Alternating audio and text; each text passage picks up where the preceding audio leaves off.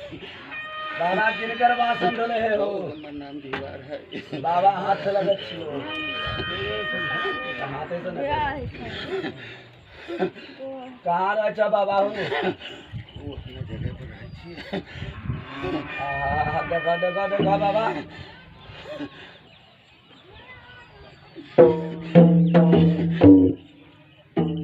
देखला सब के